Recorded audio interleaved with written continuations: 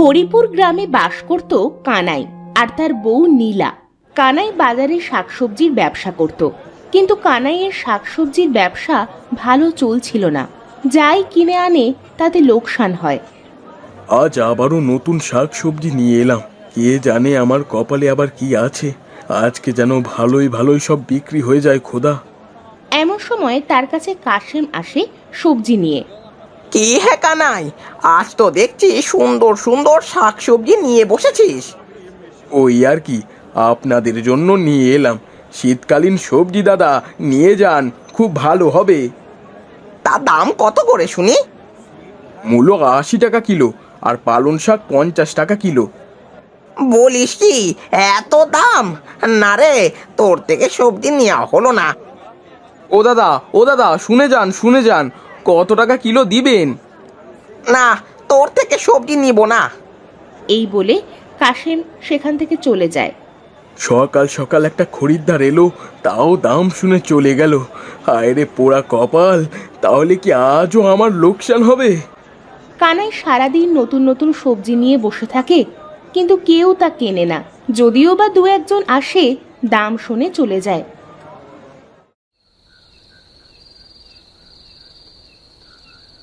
না, আজও হলো না বিক্রি। কি করে খাবো আমি? যে কাজ করতে যাই সেই কাজে লোকসান করে বসি। আজও বউয়ের কাছে গিয়ে বকা শুনতে হবে। কি আর করার, বাড়িতে গিয়ে বউয়ের বকবকানি শুনি। বউ, বউ, কোথায় গেলে? কানাইয়ের বউ নীলা বাহিরে আসে। কি গো, তোমার মাথায় তো দেখছি এখনো সব শাকসবজি রয়েছে। কানাই মাথা থেকে সবজির ঝুড়িটা মাটিতে নামিয়ে বলে, কি আর করব বলো, তোমার কথা মতো নতুন শাক সবজি নিয়ে বাজারে বসলাম, কিন্তু তাও বিক্রি হলো না। তোমায় দিয়ে কোনো কিছু হবে না। এই বলে নীলা রাগ করে ঘরে চলে যায়। কানাই মাথায় হাত দিয়ে বারান্দায় বসে পড়ে। আমি কি করব? আমি তো আর কম চেষ্টা করি না। হে উপরওয়ালা, কেন আমার সাথে এমন করো? এমন সময় কানাইয়ের ঘরের উপর দুটো কবুতর উড়ে এসে বসে। চালের উপরে কে আবার আসলো? কানাই উঠে ওপরের দিকে তাকিয়ে দেখে সেখানে দুটো কবুতর এসে বসে আছে। এ কি, দেখছি আমাদের বাড়িতে কবুতর এসেছে। মনে হচ্ছে থাকার জন্য বাসা খুঁজছে। পেয়েছি বুদ্ধি, আমি এবার কবুতর চাষ করব। কানাই এই বলে একটা ঝুড়ির ভিতর কিছু খড় দেয়, তারপর সেটা চালের ওপর ছড়িয়ে দেয়।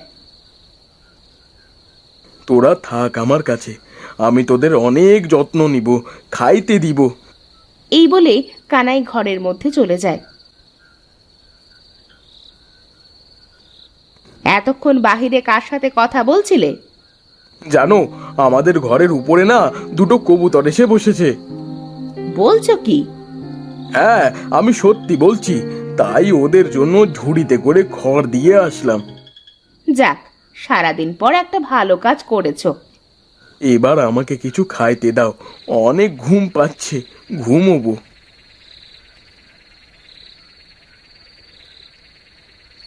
নীলা কানাইয়ের জন্য খাবার নিয়ে আসে। তারপর দুইজন খাবার খেয়ে ঘুমিয়ে পড়ে।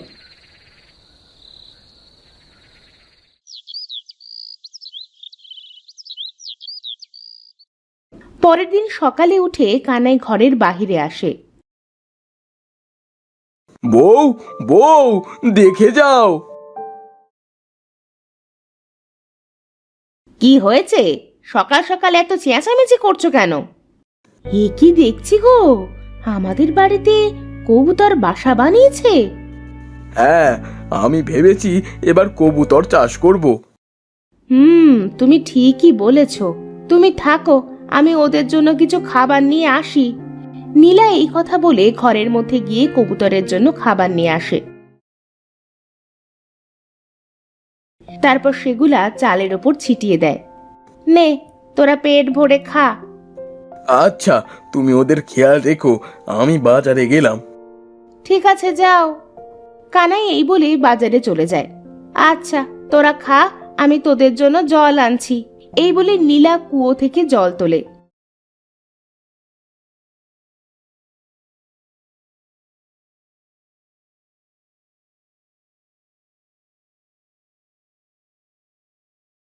তারপর সেই জল নীলা কবুতরকে খাইতে দেয়। এমন সময় এ দেখে আরো কবুতর উড়ে আসে। এ কি, আমাদের বাড়িতে এত কবুতর কোথা থেকে আসছে? দেখতে দেখতে চাল ভরে যায় কবুতরে।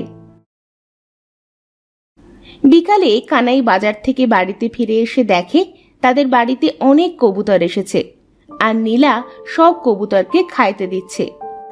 এ কি গো, এত কবুতর কোথা থেকে আসলো? আমিও তো জানি না গো, এত কবুতর কোথা থেকে এলো। জানো, সকাল থেকে এসেছে, কোথাও উড়েও যাচ্ছে না। যাক, উপরওয়ালা মনে হয় আমাদের মুখের দিকে তাকিয়েছে। বলছি কি, এত কবুতর কোথায় রাখবে গো? তুমি চিন্তা করছো কেন? আমি এক্ষুনি অনেকগুলো ঝুড়ি কিনে আনছি, আর সেই ঝুড়ি দিয়ে সুন্দর করে ঘর বানিয়ে দিচ্ছি। তাই করো, এটা করলেই ভালো হবে।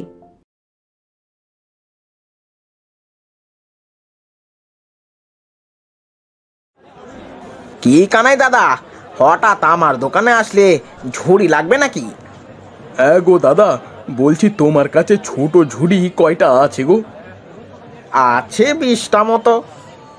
আচ্ছা, সবগুলো আমাকে দিয়ে দাও। আর এবার সবজির ব্যবসা ছেড়ে কি ঝুড়ির ব্যবসা করবে? না দাদা, কবুতরের ঘর বানাবো। বেশ, নাও।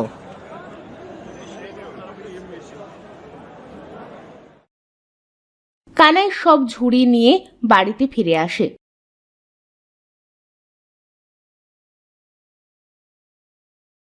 তারপর ঝুড়ির মধ্যে খড় দিয়ে দিয়ে বাসা বানিয়ে চালের ওপর তুলে দেয়, আর সব কবুতর একে একে গিয়ে ঘরের মধ্যে বসে। ওগো, দেখেছো তোমার বানানো ঘরে সবাই কিভাবে গিয়ে বসলো? হ্যাঁ গো, তাই তো দেখছি। আচ্ছা, ওরা ওদের মতো থাক, চলো আমরাও ঘরে যাই। এইভাবে প্রতিদিন কানাই আর নীলা কবুতরের যত্ন নিতে শুরু করে। সব কবুতর ডিম পাড়ে, তা দেখে কানাই আর নীলা অনেক খুশি হয়। বউ, দেখো দেখো, কবুতর কত ডিম পেড়েছে। হ্যাঁ গো, তাই তো দেখছি। তুমি ওদেরকে কিন্তু কম খাইতে দিও না, ওদের যে বাচ্চা হবে তা বিক্রি করে আমরা অনেক টাকা পাবো। ঠিক আছে, তুমি কোনো চিন্তা করো না, আমি ঠিক ওদের যত্ন নিব। দেখতে দেখতে অনেক দিন পার হয়ে যায়। কবুতরের বাচ্চা ওঠে, আর কানাই সেগুলো নিয়ে বাজারে বিক্রি করতে যায়। নিয়ে যান, নিয়ে যান, কবুতরের বাচ্চা নিয়ে যান। কত টাকা জোড়া তোমার কবুতর? 20 টাকা জোড়া দাদা। আচ্ছা, দাও তো দেখি। কানাই হরেনকে একজোড়া কবুতর দেয়।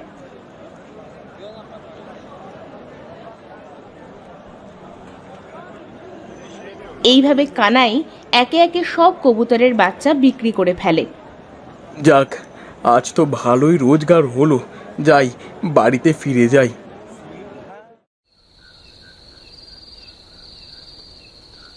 কানাই রাতে বাড়িতে ফিরে যায়, আর গিয়ে গিন্নিকে বলে, বউ, দেখো দেখো, কত টাকা। হ্যাঁ গো, তাই তো দেখছি। ওগো, তুমি কাল থেকে কবুতরের জন্য বেশি বেশি খাবার কিনে আনবে গো। ঠিক আছে। কানাই প্রতিদিন কবুতরের বাচ্চা নিয়ে নিয়ে বাজারে বিক্রি করতে যায়, আর অনেক ভালোভাবে তাদের ব্যবসা শুরু হয়। কিন্তু তার এই ব্যবসার মাঝে বাধা হয়ে দাঁড়ালো সমর। কানাই, কানাই, বাড়িতে আছিস? হ্যাঁ সমর দাদা, বলো। আমার কবুতর আমাকে ফিরিয়ে দে। আপনার কবুতর মানে? এইগুলো তো আমরা পালি, তাহলে আপনার কবুতর হলো কি করে শুনি? এই সব কবুতর আমার বাড়ি থেকে তোদের বাড়িতে এসেছে। তোরা জোর করে আমার কবুতরগুলো ধরে রেখেছিস। কোথায় দাদা? ওরা তো ওদের মন মতো বেরাচ্ছে, আমি তো ওদের ধরে রাখি নাই। আর হ্যাঁ, এই কবুতর যদি আপনারই হয় তাহলে নিয়ে যান। এ কি বলছো বউ? কবুতর দিয়ে দেব মানে? নিয়ে যাক না, দেখি কিভাবে নিয়ে যায়। আমার কবুতর আমি নিয়ে যাব মানে নিয়ে যাবই। এই বলে সমর কবুতর ধরার জন্য যেই এগিয়ে যায়, তখন সব কবুতর এসে সমরকে ঠুকরাতে শুরু করে। ওরে বাবা রে, ওরে মারে, আমাকে মেরে ফেললো রে, কেউ আমাকে বাঁচা, ওরে বাবা রে, ওরে মারে। কবুতর নিবেন না? নিয়ে যান, আপনার কবুতর তো। আমার ভুল হয়ে গেছে কানাই, এই কবুতর আমার না, আমাকে বাঁচা। দাঁড়াও দাদা, নিবানা তোমার কবুতর, বাঁচতে চাইলে পালাও। কবুতর সমরকে ঠোকরাতে ঠোকরাতে বাড়ি থেকে বের করে দেয়। এরপর থেকে সমর আর কানাইয়ের কবুতরের ওপর নজরদারি করে নাই। কানাই আর নীলা কবুতর চাষ করে একসময় অনেক টাকা পয়সার মালিক হয়ে যায়।